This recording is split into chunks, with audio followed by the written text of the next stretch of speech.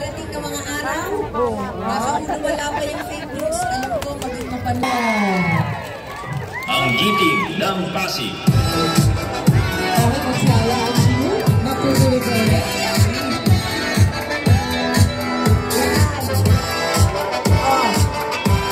Next week, giting ng Pasig po tayo. Number 18 sa balona, kung si Boy Reymundo. Number 14 sa balona, kung si Mago Marquez. Number 13 sa balona, kung si Warren Rosento. Number 8 sa balona, kung si Hala Angelou de Leon. Number 1 sa balona, kung si Hugo Agustin. At number 10 sa balona, kung si Ryan Enriquez. Pabuhin muna natin si Mayor! Mayor Vico Soto! Ryan, Warren, Maro. Okay, Consala Angelou, pasok. To be continued. So, huwag po nating hayaan na masayang yung pagkabilib sa atin sa bawat Pasigueño ng ibang Pilipino.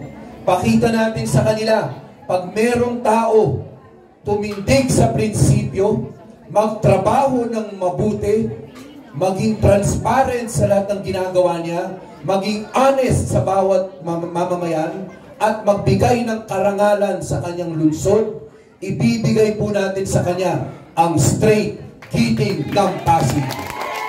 Maasaan po ba namin sa inyo yun? Dahil po dyan, magandang hapon at mabuhay po ang lungsod ng Pasig. Muling iboto ang number 1 sa balota, Congressman Roman Romulo, Barangay Santolan, ang mahusay na Mayor, Mayor Vico Soto! Magandang hapon, Barangay Santolan. Kamusta po kayo? Yung mga nakatayo sa gilid, may energy pa ba tayo? Yung mga nandito sa gitna, sa bandang likod, ayos lang ba kayo dyan? Yung mga nandito sa kaliwa. Yung mga nakaupo, okay na ba kayo? Baka gusto niyo po munang tumayo.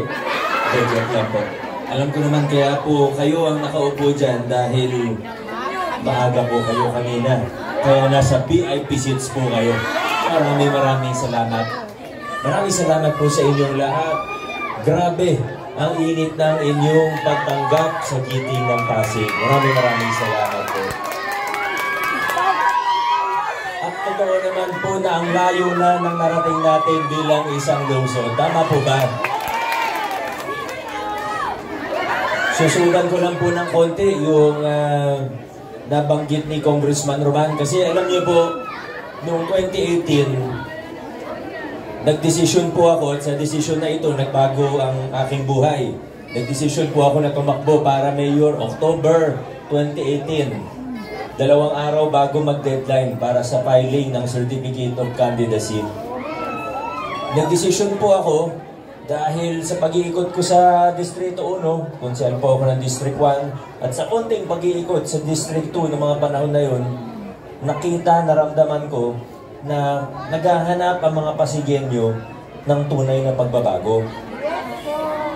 Pero alam niyo po, ang totoo, kung nag-ikot kami ni Kong Roman at naramdaman natin na parang, sige, pwede, okay lang, sana hindi na kami tumuloy. Pero sa pag-iikot namin ni Kong Roman, nakita po namin na ang Pasigueño, bukod sa naghahanap ng tunay na pagbabago, ang Pasigueño, matatalino, hindi madaling bulahin, mapanuri. Kaya kami nagdesisyon na ituloy ang laban. Dahil nakita po namin na mula sa Santolan hanggang sa iba pang barangay ng Pasig, ang mga Pasigueño nag-iisip bago bumoto.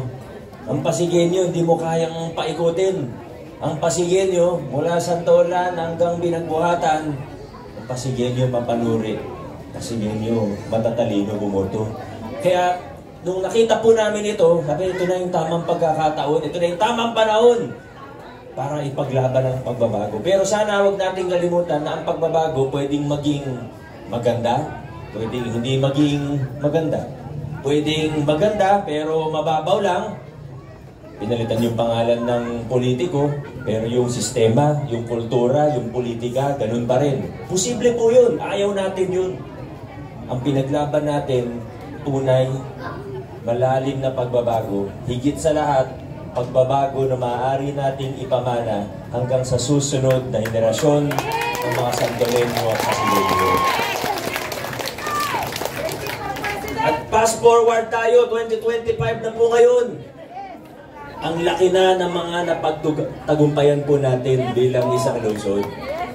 Marami na tayong nagawa na sabi nila noon, imposible. Sabi nila noon, imposible. Halimbawa na lang po, mga proyekto natin ngayon, nakikita naman, kung nag-iikot-ikot po kayo ng Pasig, nakikita niyo po, marami tayong mga proyekto. Infrastruktura man, o scholarship, assistance man, social welfare, at iba pa, makikita niyo po, iba't ibang ginagawa ng inyong lokal na pamahalaan. Mula 2019, may nakita po ba tayo na project of Mayor Vico Sotto? Wala po, di ba? Kasi ayaw na natin ng mga lumang style. Pero alam niyo po ba, noong 2019, sabi sa akin ng mga ibang mga batikan, sabi nila, nako Vico, patay ka.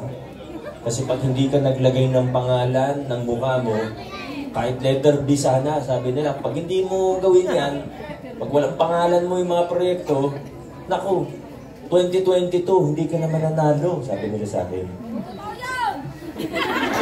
Pero ako, aminin ko po sa inyo, hindi na po ako mahiya sa inyo, ha? Noong 2019, sa totoo, hindi naman ako sigurado eh. Wala naman sa atin ang nakakaalam kung ano mangyayari bukas. Kung ano mangyayari sa hinaharap. Noong 2019, bagong mayor ako, hindi pa ako sigurado kung gagana yung ganung style. Siyempre, papaisip din ako. Baka nga isipin nila, wala akong ginagawa kasi hindi ako naglalagay ng pangalan pag may project. O baka may ibang kumuha ng credit, sabihin nila, project nila yun. At totoo naman, kahit pa paano nangyari po yun. Pero okay na, kaya na po natin. Pero nakakatuwa, dahil ito na tayo ngayon eh. Pero alam niyo po, kahit hindi ako sigurado noong 2019, hindi ko alam kung ano mangyayari sa hinaharap. Nagdesisyon po tayo na ano man ang maging resulta sa politika, basta gagawin natin kung ano ang tingin natin ng tama. Titindig tayo sa anong tingin natin ng tama. Kung ano maging resulta sa politika, tatanggapin natin. Nagkataon, matatalino ang Pasigueño. Naging maganda yung resulta noong 2022 sa tulong po ninyo. Sabi nila imposible, ginawa pa rin po natin. Yung paglilinis ng ating pamahalaan. Noong una po ako naupo, yung mga iba, narinig naman nila yung sinasabi ko nung kampanya na maglilinis tayo ng pamahalaan, tatanggalin natin yung kickback, aayusin natin yung proseso para makatotohanan yung public bidding, totoo na bukas, transparent, walang dayaan, walang luto. Nung sinimulan na natin ipatupad ito, nung July 2019, unang buwan natin sa pwesto, yung iba, nagulat. Kasi akala nila, sinasabi ko lang dahil campaign period. Pero nung ginagawa, pinapatupad na, nung naglilinis na talaga tayo ng pamahalaan, ayan na, nagulat yung iba. Sabi ng iba sa akin, ako, at yung mga nagsabi sa akin ito, yung mga matatagal na sa gobyerno natin, ha? Yung mga 30 years na pataas. Yung mga talagang nakabaw na doon, yung mga inugat na doon. Sabi nila sa akin, ako, Mayor, maganda naman po yung gusto niyong gawin. Kaso, mahihirapan ka niyan. Pasensya na po, sabi sa akin. Hindi posible yan. Yung mga gumagawa ng yung mga kasama sa lumang kalakaran, mga nakaugat na yan sa City Hall. Hindi mo basta-basta matitibag yan. At may punto po sila kasi yung nilabanan natin noon, sa totoo, malasindikato pong grupo yan. Tandaan po natin, hindi milyon. Ito po, seryosong bagay. Hindi po milyon ang pinag-uusapan natin, bilyon. Nakakita na po kayo, di ba, ng hold-upper, magnanakaw, may ginagawang matindi para sa 1,000, para sa cellphone. Ilang libong piso lang po ang cellphone. Ano kaya kung para sa bilyon? Di tayo magugulat, may ibang tao handang gawin ng kahit ano. Handang ibenta ang kaluluwa nila para dun sa bilyon-bilyon na yun. Pero tumindig po tayo, kahit sabi imposible, kahit mahirap, tinaya natin, buhay natin mismo, pero sa dulo, napagtagumpayan po natin. Pero una sa lahat, hindi ko po nagawa yan ng ako lang. Baka kala nyo ako lang yan, hindi po. Kung hindi nyo po ako sinuportahan, kung wala kayo sa likod ko, wala, matagal na akong nanghina. Matagal nang walang mangyayari kung ako lang mag-isa. Ako lang din naman ako. Pero pag nakikita ko po kung paano nyo ako sinusuportahan, nabubuhayan ako ulit, doon ako nagkakaroon ng lakas ng loob. Yan naman ang totoo. Yan naman po ang totoo. Tandaan po natin na matinding pagbabago sa ating lipunan. Lalo na pag gusto natin baguhin ng isang bagay na dekada-dekada na. Hindi yan kaya ng isang tao lang. Kaya yung pagbabago na tinataguyod natin, yung mga prinsipyo ng mabuting pamahalaan na pinaglalaban natin, hindi siya pwede na mayor lang. Kailangan lahat tayo o ang nakararami sa atin ay magtutulungan, magkakaisa. At yan po ang ginagawa natin sa lungsod ng Pasig. Kaya yung mga bagay na sinasabi noon imposible, nagkagawa po natin ngayon. Alam nyo, isa pa po sa pagbabago na ginagawa, na pinatupad natin sa lungsod natin, binuksan natin ang pamahalaan. Marami pong nagtaas ka ng kamay dito nung tinanong ni Kong Roman kung matagal na po kayong nakatira sa Pasig. Alam ko mga taga Santolan, maraming dito, more than 40 years na nakatira. 58 years po. Meron po ba dito nagpa 60 years? Sino po dito, more than 100 years na nakatira sa Sumobra. Marami sa inyo matatagal na po sa Pasig. Alam ko yung bayan natin, medyo malayo po dito. Naririnig ko nga po sa iba, pagpupunta ng mega market, pagpupunta ng munisipyo, ang sinasabi ng mga iba, pupunta ako sa Pasig. Parang nasa labas kayo ng Pasig minsan, di ba? Kasi siguro malayo lang talaga. Pero siguro kung matagal na kayo sa Pasig, madalas din naman kayo napupunta dun sa poblacion area, malapit sa City Hall natin. Sino po sa inyo nakaalala pa dun sa lumang munisipyo na 3 palapag lamang? Naalala niyo pa po? Di ba dati maliit lang yung munisipyo natin? Naalala niyo pa po yung Kabibe, yung Octopus? Naalala niyo pa po? Nay, dun kayo nagde-date dati, no? Sa roof deck nung yung pangatlong Pero ito po, pangalawang tanong, kung naalala niyo pa po, nung in-expand, nung nilakihan po yung City Hall, di ba, naging 8-story po siya, naging 8 floor po siya. Nagdugtong-dugtong, tagpi-tagpi na yung building. Kahit hindi na pantay-pantay, pinagdugtong-dugtong. Meron po ba kahit isa po dito na alam kung magkano yung mga project na yun? Kahit isa po sa atin, meron pong nakakaalam, naalala po natin kung magkano yung mga project na yun. Dati wala tayong alam. Pwedeng tama yung presyo, hindi naman natin sila pero di tayo sure. Di tayo sigurado. Pwedeng masyadong mahal, pwedeng mura, pwedeng tama lang. Wala tayong ideya. Libo na po ang natanong ko. Kasi dito, siguro mga 200 po tayo. Kahit isa, walang may alam. Sa ilang meeting po namin, daan-daan, libo-libo na po ang natanong ko. Kahit isang tao, wala pa pong nagtataas ng kamay para sabihin na alam niya kung magkano yung mga building noon. Hindi natin alam. Pero mula 2019, binuksan natin ang pamahalaan. Nakabuklat ang ating mga libro, walang tinatago, lahat pinapakita. Kaya kasama sa trabaho natin, at okay lang po sa ngayon, pinakamaliit na bagay, pinupuna, lahat pinapansin, pero sa akin okay lang po yun. Mahirap siya, pero sa akin palagay, habang gusto nating pinapalakas yung transparency, yung pananagutan ng mga opisyalis at ng inyong pamahalaan sa taong bayan, para sa akin kasama po yan sa trabaho ko. Pag may feedback, positibo man o negatibo, may reklamo, may pagpuna, trabaho ko po yan.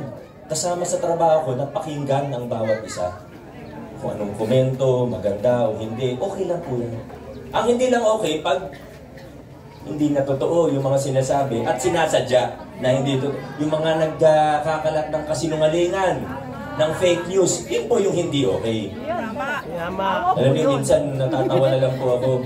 Kasi di ba, alam naman po natin, di ba, sa media, may mga kaibigan tayo media o may mga media na ganoon din naman sa vloggers. May media, may vloggers na maayos, na tapat, may integridad. Meron din na hindi masyado. nalalagyan, nababayaran. Alam, hindi naman po sikreto yan. Meron po akong nakitang headline noon, kamakailan lang. Hinahamon daw ako ng isang kasama nila. Hinahamon daw ako na ilabas ang kontrata ng New City Hall. May nakakita po ng headline na yun. Nung nabasa ko po siya, napakamot ako ng ulo. Ba't ako hinahamon na ilabas yung kontrata? Kaya ako nga nagpakita sa lahat ng tao ng kontrata na yan. At lahat naman tayo may cellphone, karamihan sa inyo may mga data.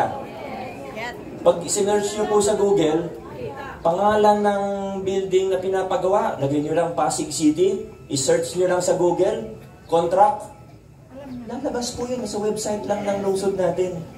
Kaya halata eh. Halata yung mga gumagawa lang ng kung ano-anong kwento. Siguro kasi hindi naman lahat ng nakakaalam na nandun na siya sa website. Pero yan po isang katibayan na natin na mga iba dyan. Sa totoo, napapakamot na lang ako ng ulo, puro kalokohan, sa totoo lang. Nakapublish na yung kontrata. Hamunin pa ako na ilabas yung kontrata. Diba? Minsan hindi na reasonable. Yung mga ganun, hindi na natin papansinin. Ang punto ko lang po, yung totoong feedback mula sa totoong mga tao, trabaho kayo. Pag may reklamo kayo, may proyekto. Ayaw nyo, may tanong kayo, pagpagawa ng revetment wall dito, may tanong kayo, trabaho, sasagutin ko po kayo. Pero pag mga fake news, maging maingat na lang po tayo. Yan na lang po ang ano natin. Maging maingat, maging mapanuri tayo. Dahil babalik tayo dun sa una kong sinabi kanina, may mga ibang tao na handang gawin ang kahit ano, mailuklok lang sa pwesto. Narinig niyo naman yung kwento ni Congressman Roman kanina. Makikita niyo naman po, di ba, kung paano gumagastos, ano yung kilos, napaka-tradisyonal. Makikita naman po natin, di ba, hindi naman siguro sikreto. Pwedeng sabihin kasi ng iba, hindi, kasi gusto lang namin makatulong. Pero una sa lahat, hindi kailangan ng posisyon para makatulong. Dapat, yung posisyon, para isipin natin, kukuha tayo ng doktor, operahan tayo. Kukunin ba natin kung sino heart surgeon? Kung sino yung nakatulong sa atin, o kung sino yung magaling na heart surgeon? Pero, higit pa ron, ang turo sa akin ng mga magulang ko, ang totoong tulong, walang inaantay na kapalit. Yan naman ang totoo. Tama. Pero okay pa rin. Pagpalagay na natin na totoong gustong tumulong, tanungin natin, yung mga gastos na paggawa ng mga billboard, wala na tayo lumayo. Wala kang mabibili na billboard, wala kang mararentahan na billboard na 50,000 lang. Sa Ortigas Avenue, sa C5. Hindi lang 100,000, umaabot ng million po ang billboard ngayon. Nakita natin gumagastos, alam na natin kung ano i-expect.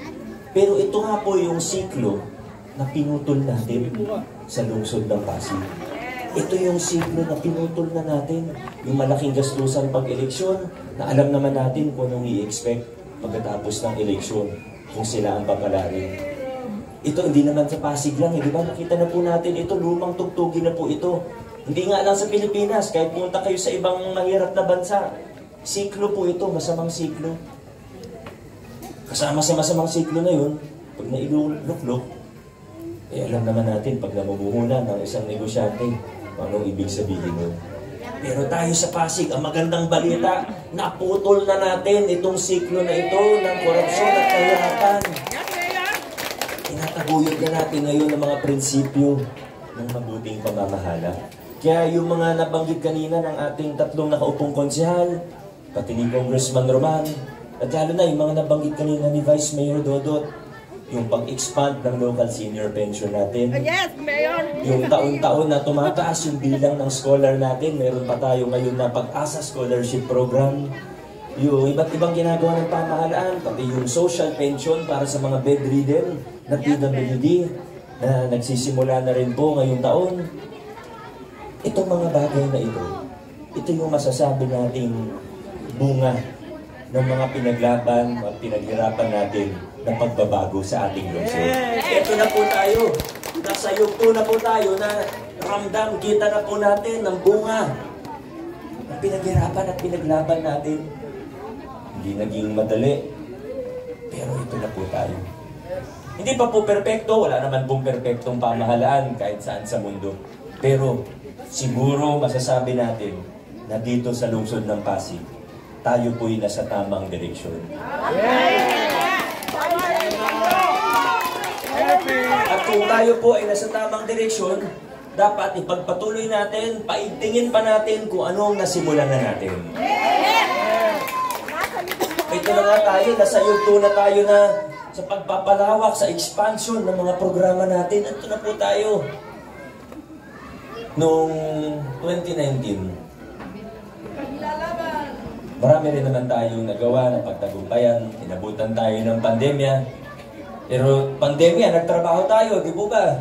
Yes. Ginawa natin ang lahat ng kaya. Kung anong tulong pwedeng gawin, ginawa po natin noong panahon ng pandemya. Kaya pagkatapos ng pandemya. Pero alam nyo kung anong pinakamahirap na parte sa trabaho natin nung first term ko? Baka isipin po ng iba yung pandemya. Hindi po. Ang pinakamahirap na parte, yung pagpapakilala ng pagbabago na sinasabotahe ka ng iba. Bigyan ko po kayo ng isang halimbawa. Gusto natin malinis na pamahala. May project ang lungsod. Walang kickback. Pinapaalala ko, pinapasabi ko sa mga kontraktor. Ang mayor ngayon, baka maano kayo ha, wala kayong ibibigay sa mayor kahit 1 piso. Kung kaya niyo babaan yung presyo ng kontrata, yun ang gawin ninyo kasi wala kayong ibibigay sa mayor. At sa totoo, kaya ang laki ng natitipid natin ngayon. Yung mga natitipid na yan, ginagamit yan sa susunod na taon. Kasi wala nang binibigay. Walang kickback, walang SOP. E di okay, malaking natipid. Pero, may mababalitaan ka. Pag patapos na yung project, babayaran na yung kontraktor, biglang may tatawag sa akin, Mayor, may problema. Bakit? Nagrereklamo yung kontraktor. Bakit? May konsehal. Meron daw silang 3%. Ba't ganun? Sabi nga, wala.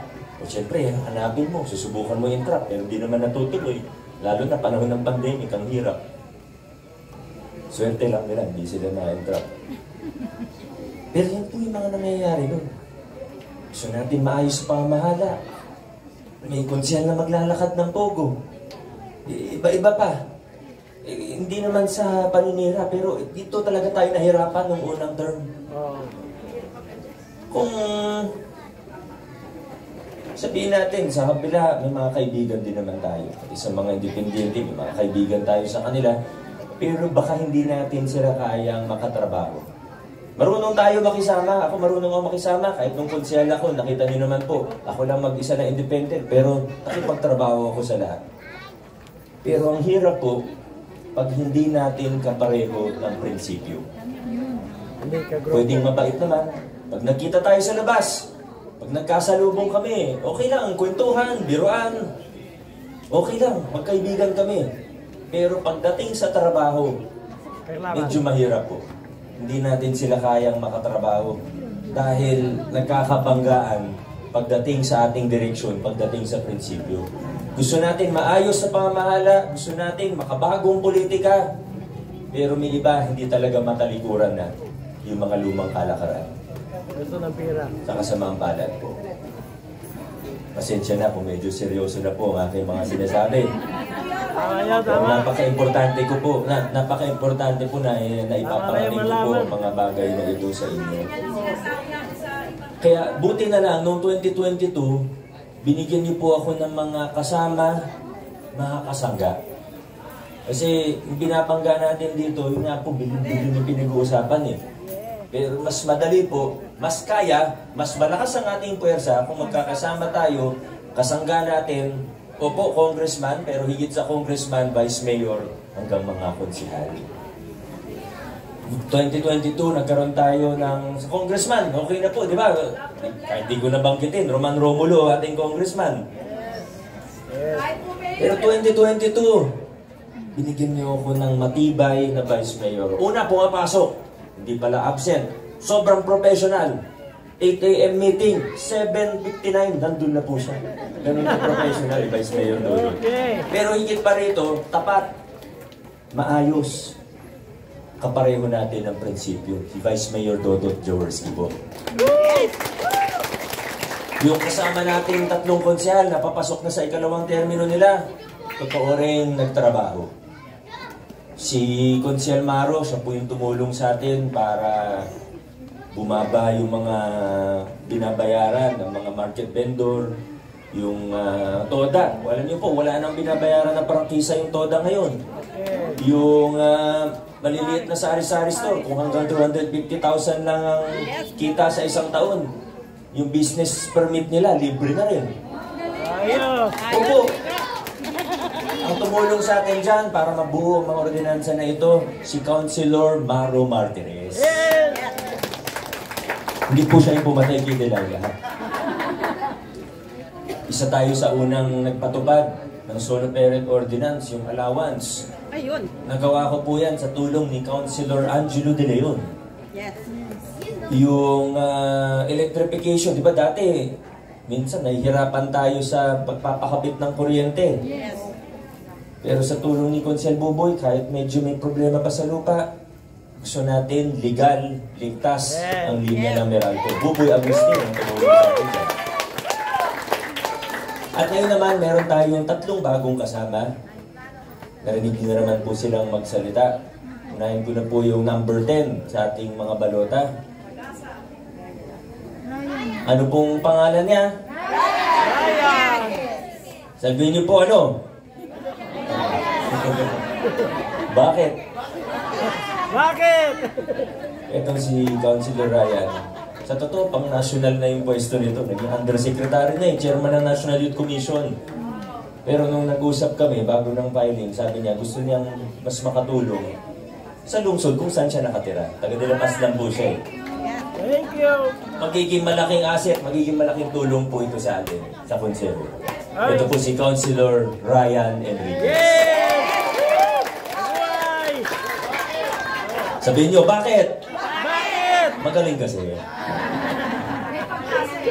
Number 13 sa ating mga balota, dating naging kagawad. Anong Warren to sino? Naging kagawad ng Rosario, nakita natin yung kanyang mabuting puso. At higit pa rito, alam mo yung ngayon pa lang, ang dami ko nang natututunan sa kanya. May mga suwestyon, may mga panukala po siya. Excited na siya eh. Sabi ko, teka lang, huwag ka muna ako bigyan ng panukala. Manalo ka muna bago ka mag-propose. Sigurado na yan. Sigurado na po ito, Warren Inocencio. At last but not the least, sabi nga, save the cutest for last. Oh. Number 15 sa ating mga balota, dating kagawad ng Laybunga. Maganda yung programa niya laban sa malnutrition. Marami rin tayong makukuha mula sa kanya. Magiging malaking tulong po sa atin sa konseho, Boye Raimundo. Mga kasama, marami na tayo ng pagtagumpayan mula 2019. 2022, mas bumilis po ang andar natin dahil kasama na natin pati Vice Mayor, majority ng ating konseho. Sana, yung mga kwento ko kanina, wag po nating kalimutan pag tayo po ay pipili ng ating mga kandidato, lalo na para sa konseho. Yes. Makakasalo kami dyan. Wala na akong maisip na ibang salita, pero sabihin ko na rin po, sana, wag niyo po ako bigyan ng lason sa konseho. Pasensya na po, ganun na yung pagkasabi ko. Pero seryoso po kasi pinag-uusapan natin eh. Straight na yan, straight na yan. Kung tayo po ay naniniwala na tayo ay nasa tamang direksyon bilang isang lungsod, umaasa po kami na diretso po tayo. Pagpapatuloy natin. Ay tingin pa natin kung ano ang mga nasimulan na. Diretso. Mga kaibigan, mga taga-barangay Santolan. Nandiyan pala yung idol ko eh. Pagkawad Dale. Kapgap, baka mo ikaw ha. Kapgap, maraming salamat ha. Yes, nakakasakap. Mga staff. Kung tayo po ay nasa tamang direksyon, mga kaibigan, huwag na tayong lumiko. Mas lalo, huwag tayo mag-U-turn pabalik dun sa mga lumang kalakaran. Hayaan nyo sila kung gusto nilang bumalik sa mga lumang kalakaran nila kasi mas kumikita sila doon, mas naikinabang sila doon. Hayaan mo sila, huwag natin sila intindihin. Basta tayo, ang nakararami, ng mga Pasigenyo, maninindigan po tayo. Titindigan natin ang pagtataguyod ng mga prinsipyo ng mabuting pamamahala. Hindi tayo liliko, hindi tayo u-turn, pabalik sa mga lumang kalakaran. Dire-diretso lang po tayo.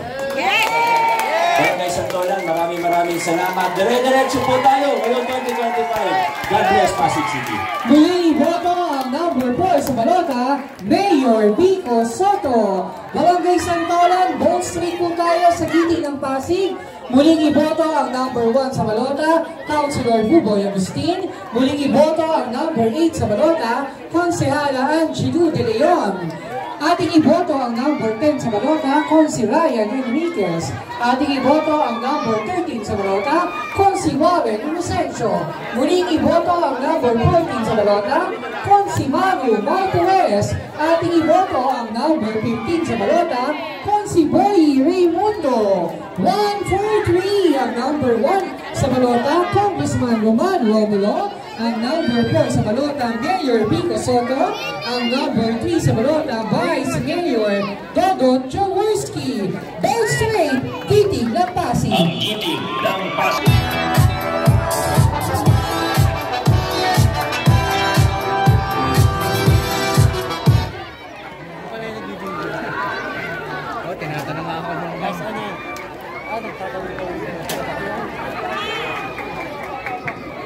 Salamat po sa inyo.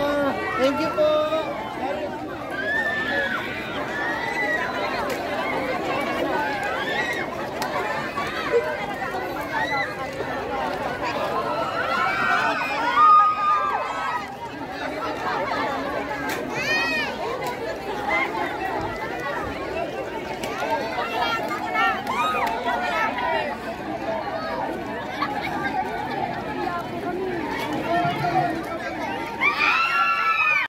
Sa balota, Consi Boy Raimundo. 143 ang number 1 sa balota, Congressman Roman Romulo. Ang number 4 sa balota, Mayor Vico Soto. Ang number 3 sa balota, Vice Mayor Dodon Jaworski. Bell Straight, Giting ng Pasig. Ang giting ng Pasig.